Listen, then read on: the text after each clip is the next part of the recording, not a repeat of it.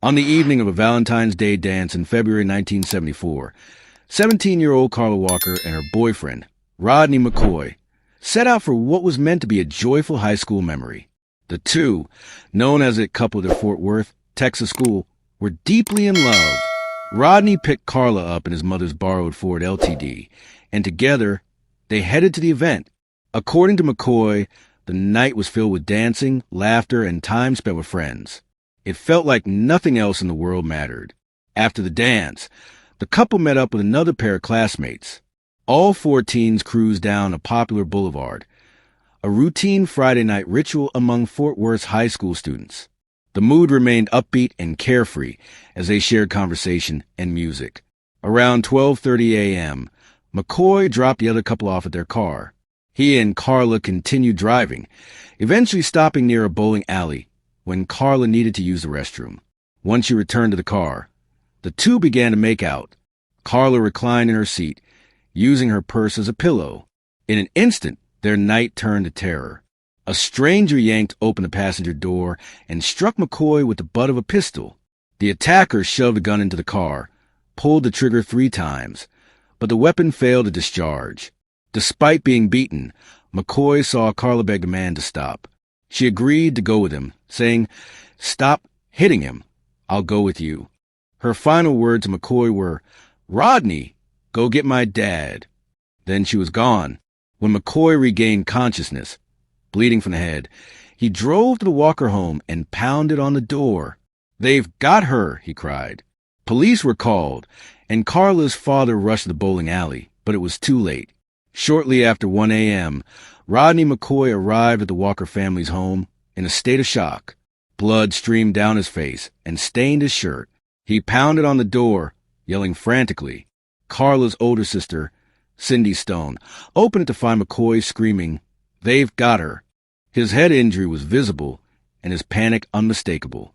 The Walkers, still groggy from sleep, were thrust into a nightmare with no warning. McCoy explained that someone had attacked him in the bowling alley parking lot and abducted Carla.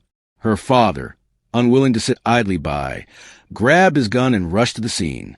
But when he arrived, the lot was empty. There was no sign of Carla or her attacker. Police were notified immediately, but the initial hours yielded no answers. The following days were filled with unbearable waiting. McCoy stayed at the Walker home, surrounded by Carla's devastated family. His grief was evident, silent, shaken, and visibly broken. The Walkers clung to any hope, but no leads emerged. Then, for days after Carla vanished, the call came. A Fort Worth patrol officer discovered her body beneath a rural culvert, approximately 9 miles from the abduction site. Carla was lying on her back. Her clothing was torn, and she had clear bruises on her neck. Investigators determined she had been sexually assaulted and strangled. Deep gashes marked her thighs and legs. At the scene, Fort Worth police meticulously collected all available evidence. They documented the area and preserved Carla's clothing, despite limitations in forensic technology at the time. Although DNA testing was not yet in use, their commitment to preserving physical evidence would prove invaluable decades later. For now, though, Carla's family faced the unimaginable. Their daughter was gone and her killer remained unknown. In the days following the discovery of Carla Walker's body, investigators began assembling what little evidence they had. With no eyewitnesses besides Rodney McCoy, detectives relied heavily on his account of the attack. The location where Carla's body was found, a secluded culvert not visible from the road, suggested that the perpetrator knew the area well. It indicated premeditation, possibly from someone local. To assist the investigation, McCoy agreed to undergo hypnosis in hopes of recovering additional details about the assailant. Under hypnosis, he described a man as having a skinny nose, short hair, wearing a green sleeveless jacket and a cowboy hat. Using these details, police created a composite sketch to distribute in the area. At the bowling alley parking lot, officers recovered Carla's purse and a magazine clip from a Ruger pistol. The magazine corroborated McCoy's story about the attacker's weapon. Still, despite the physical injuries he had sustained, police could not rule McCoy out as a suspect. Given the lack of other leads, investigators scrutinized the story. To validate his version of events, detectives interviewed the other teenage couple who had spent part of the evening with McCoy and Carla. Their accounts confirmed that the night had been cheerful and uneventful. No signs of tension or conflict were reported. Carla's family also maintained their full support of McCoy, describing his bond with Carla and their confidence in his innocence. McCoy voluntarily took 2 polygraph tests. He passed both. With few leads, police turned their attention to local Ruger pistol owners. One of them was Glenn Samuel McCurley, who claimed his weapon had been stolen. He, too, passed a polygraph and was eliminated from suspicion. Despite extensive interviews and efforts to pursue all avenues, the investigation stalled. Without further evidence or a clear suspect, the case went cold. For more than 40 years, the murder of Carla Walker remained unsolved. As time passed, leads grew cold, and the case faded from public attention. Rodney McCoy, burdened by grief and memories, left Fort Worth behind. He moved to Alaska, built a new life, married, and raised a family. Eventually, he returned to Texas, but the loss of Carla continued to weigh heavily on him. In 2018, hope was reignited when Carla's brother, Jim Walker, reached out to the Fort Worth Police Department. He asked investigators to re-examine the case with modern forensic tools that had not existed in 1974. Encouraged by advancements in DNA technology, a new team of detectives agreed to take another look. They reviewed the preserved evidence, including Carla's dress, which still held a semen stain. Although a partial DNA profile had previously been extracted from it, the sample had been too small to draw conclusive results. Despite this, the renewed interest in the case prompted detectives to investigate further. They compiled a list of more than 80 potential suspects. Among them, once again, was Rodney McCoy. Investigators then focused on clothing that had been carefully stored for decades. Using Carla's bra strap, they submitted material to Othram Labs, a company specializing in advanced DNA analysis. This time they succeeded.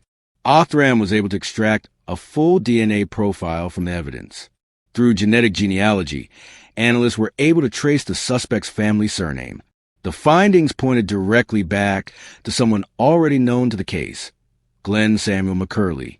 He had been interviewed in 1974 and dismissed after passing a polygraph. Now, decades later, science revealed what traditional methods could not. McCurley had never been far from the truth. In 2020, a stunning breakthrough finally brought answers to a case that had haunted Fort Worth for decades. Glenn Samuel McCurley, then in his 70s, was identified as the source of the DNA recovered from Carla Walker's clothing. Astonishingly, he had been living quietly just 2 miles from the Walker family's home all along. In September 2020, police moved in and arrested McCurley.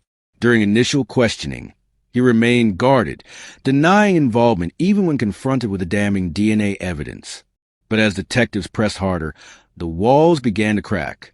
Eventually, McCurley lowered his head and muttered the words that changed everything. "I did do it, I guess." What followed was a chilling confession. He admitted that on the night of Carla's abduction, he had been drunk and roaming the streets in search of a victim. Carla became his tragic target. McCurley was charged with capital murder. As his trial began in 2021, the courtroom was tense with anticipation. But in an unexpected twist, McCurley changed his plea mid-trial, from not guilty to guilty. The courtroom fell silent as he accepted responsibility for the brutal crime that had shattered so many lives.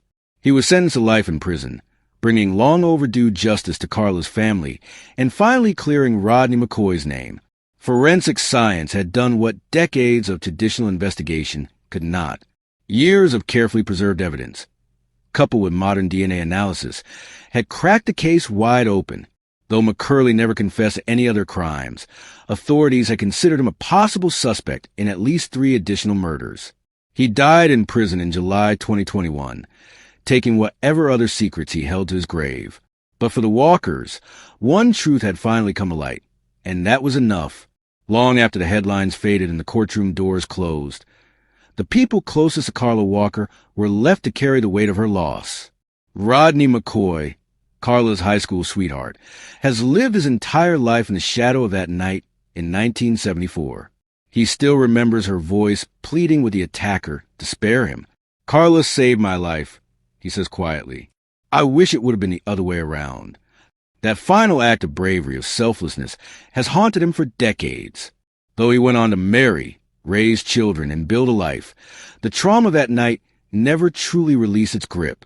Each milestone in life carried a shadow, a reminder of the future that Carla never got to see. For Carla's brother Jim Walker, the pain was equally enduring. Yet unlike many who succumbed to the passage of time, Jim never stopped fighting. He became the driving force behind reopening the case, reaching out to law enforcement, investigators, and anyone who would listen. When the truth finally emerged, it brought with it a complicated mixture of devastation and relief. McCurley's confession did not undo the loss, but gave the family something they had not had for 46 years: clarity. It allowed them to grieve without question, to speak Carla's name without uncertainty, and to honor her memory with the full truth finally in the light. This case is not just about a horrific crime. It is about the people left behind. Their strength, their love, and their unwavering pursuit of justice turned a cold case into a symbol of hope. Carla's story stands as a testament to the endurance of memory, the power of science, and the human spirit's refusal to forget. If Carla Walker's story moved you, do not let it fade into silence. Like this video to honor her memory. Subscribe to our channel for more true crime cases that deserve to be told. And most importantly, share this story. Because justice delayed is not always justice denied, and every voice raised can help bring light to the darkest corners of unsolved crimes. Someone out there still needs answers. Be part of keeping their story alive.